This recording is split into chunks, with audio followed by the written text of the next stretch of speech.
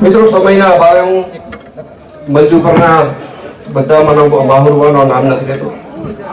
આપણી વચ્ચે ઉપસ્થિત આપણા ઉમેદવાર પ્લીઝ હવે ભાઈ રૂપાલાજી, થોડી વાર શાંતિ હવે. અને મંચ ઉપરના ક્ષત્રિય સમાજના બધા આગેવાનો મોટી સંખ્યામાં ઉપસ્થિત, દરેક સંસ્થાના, ઘણી બધી સંસ્થા છે, નામ નથી લેતો, સમાજની દરેક સંસ્થાના સૌ આગેવાનો, સૌ કાર્યકર્તા મિત્રો, ઉપસ્થિત આપ સૌ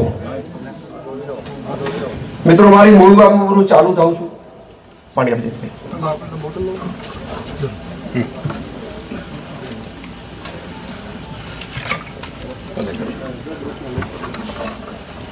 એક કાર્યક્રમની અંદર સ્વાભાવિક રીતે રૂપાલા સાહેબની ભૂલ થઈ. મને પણ દુઃખ થયું હતું, મારી લાગણીને પણ ઠેસ પહોંચી હતી. તમને થયું હતું એના કરતા વધુ થયું હતું. મારા સાહેબની સાથે વાત થઈ. મિત્રો, એની મહાનતાની વાત હું હવે કરું છું. 40 મિનિટની અંદર રૂપાલાજી એનો વિડીયો મૂક્યો, સમાજની માફી માંગી. માફી માંગ્યા પછી આપણો ક્ષાત્ર ધર્મ, મારે તમને સમજાવવાનો નથી, બધા વડીલોએ સમજાવ્યું. આપણો ધર્મ શું કે છે ભાઈ? આપણા બાપુજીનું જેને માથું કાપી નાખ્યું હોય ને, એ આંગણે આવે છે ને તો આપણી થાળીમાં જમે છે. લ્યો, મારી વાત ખોટી છે ભાઈ? કેસો બન્યું છે, બન્યું છે ને? તો આ વાત બીજો મુદ્દો લઈ લો. હવે સમાજની વચ્ચે આ વાત છે. આ કોઈ મારો નિર્ણય નથી, આ કોઈ મારા એકલાનો નિર્ણય નથી, આખા રાજપૂત સમાજનો આ નિર્ણય છે કે સાહેબની જે ભૂલ થઈ છે એ ભૂલને ભૂલવાની છે. હાલની જે પરિસ્થિતિ છે એને તમે બધા જાગૃત છો, તમને બધાને ખબર છે હાલની પરિસ્થિતિ કેવી છે. આ દેશને નરેન્દ્રભાઈ મોદીની કેટલી જરૂર છે તમને બધાને ખબર છે. એક એક વ્યક્તિને ખબર છે, રાજપૂત સમાજને ખબર છે. ખૂબ મોટી જરૂરિયાત છે આપણે બધા મિત્રો. મારે વાત નામ લઈને મોટા નથી કરવા, તો મારે પીટી જાડેજાને યાદ કરવો છે. કાનાના એક 3 સમાજનો વિવાદ, કાઠી છત્રી, નાળોદા સમાજ, કાળિયા સમાજ અને ફી પડે. જયરાજસિંહ જાડેજાને ડેલી ખવડાવી આજ ઘરે. સમાજે મને વિનંતી કરી કે આપણા સમાજના કોઈ વ્યક્તિથી આવી ભૂલ થાય અને સુધારવી પડશે. હું એમાં આગળ આવ્યો. પીટીએ માફી માંગી. એ સભાનો પણ હું અધ્યક્ષ હતો. પીટીને માફ કર્યો તો બધા એમાં હાજર હતા. ઉપર બેઠેલા ઘણા બધા હાજર હતા. ભાઈ ભૂપતભાઈ હાજર હતા, હાજર હતા. ભાઈ, મને માફ કરી દો. તમે એકવાર માફીને પાત્ર બની ગયા છો. તમે એટલે કોઈ સમાજ નથી. સમાજને ખોટો ગુમરાહ ન કરો. દેશને અત્યારે શું જરૂર છે એમાં હું તમને વિનંતી કરું છું, તમે જોડાઈ જાઓ. અને એક છતાંય કઈ કરવું હોય તો કરી લેજો. મિત્રો, મારી બીજી વાત,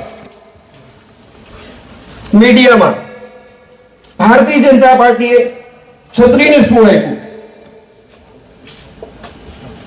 હિસાબ કરો. થાય છે હિસાબ? હું જ્યાંથી પ્રતિનિધિત્વ કરું છું, આ કોઈ છત્રીની સીટ છે? મારા સમાજના 7000 વોટ છે. કેટલા? ક્યાં બીજા વધુ મત છે ખબર છે ને? લેવા પાટીદાર સમાજના મત છે. શા માટે ભાઈ પાર્ટી મને આપે છે? શા માટે?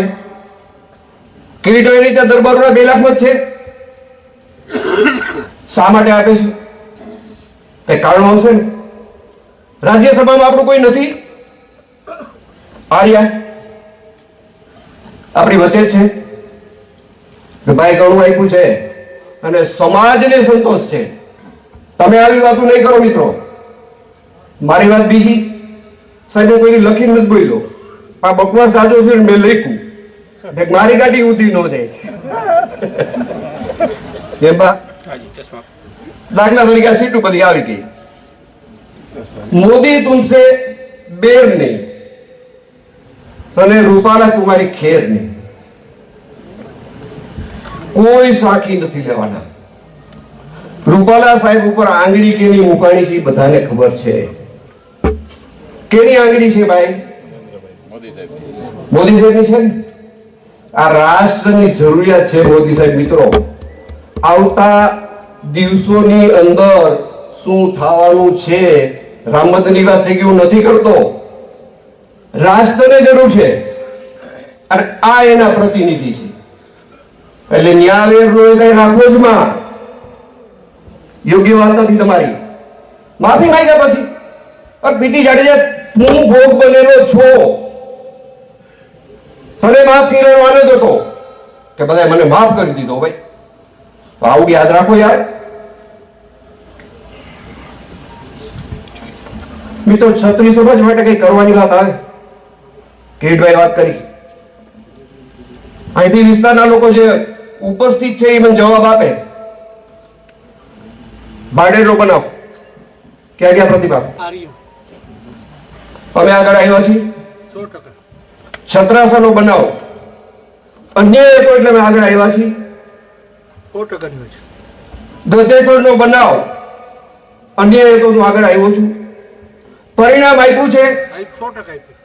તમે બધા મને મળવા આવ્યા હતા? આવ્યા હતા. ભાડેર 2-4 કુટુંબની જિંદગી. 2 મિનિટ બોલી જાય. તમે જ આવ્યા હતા.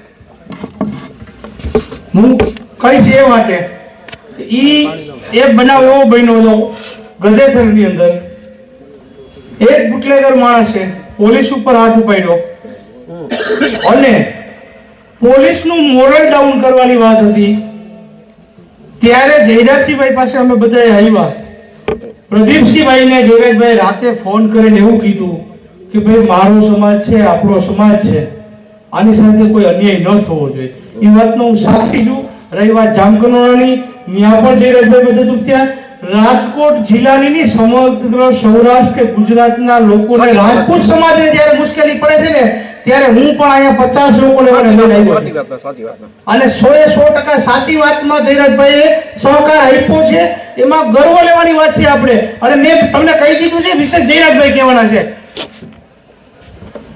મિત્રો, રૂપાલા સાહેબના ઘણા બધા કાર્યક્રમ છે. મારે એક સોશિયલ મીડિયામાં આ બધા ચાલુ થઈ ગયા છે ને. પેલા તો સોશિયલ મીડિયા મારો વિષય નથી. મને આજનો આધુનિક મોબાઈલ ચાલુ અને બંધ કરતા પણ આવડતો નથી. મેં અત્યાર સુધીના રાજકારણમાં સોશિયલ મીડિયામાં કોઈના વિશે કઈ લખ્યું નથી. મારા વિશે કોઈએ સારું લખ્યું હોય તો પણ મેં વાંચ્યું નથી. મારા વિશે કોઈએ ખરાબ લખ્યું હોય તો પણ મેં વાંચ્યું નથી. સોશિયલ મીડિયાના માધ્યમથી કોઈ મિત્રોને જવાબ દેવા માંગતો નથી. પણ મારા સ્વભાવ પ્રમાણે હું કઈ લાંબી ચારવાળો જભો કાયમી પહેરતો નથી. એટલે આ મિત્રોને મારી ચેલેન્જ છે કે તમે મારી મીડિયાનો યુઝ છોડી દો. જયરાજસિંહ રાજીનામું આપી દો, તમે ભાજપ છોડી દો, આ બધું રહેવા દો. તમે કોઈ પણ આ ફંક્શન જેને સારું નથી લાગ્યું તે તમે કોઈ પણ એક જગ્યાએ ભેગા થાવ, તમારો કોઈ પણ એક જવાબદાર માણસ મને મળે, મને આમંત્રણ આપે, સમય તમારો, સ્થળ તમારું, તારીખ તમારી, ગાડી મારી, તમને કયો ત્યાં હું આવીશ. તમારી રૂબરૂમાં હું ચર્ચા કરીશ, મારા સ્વભાવથી કરીશ. અને તમે જો મદદ નથી કરો તો મને આમંત્રણ આપો, નહીં તો હું તમને આપું છું.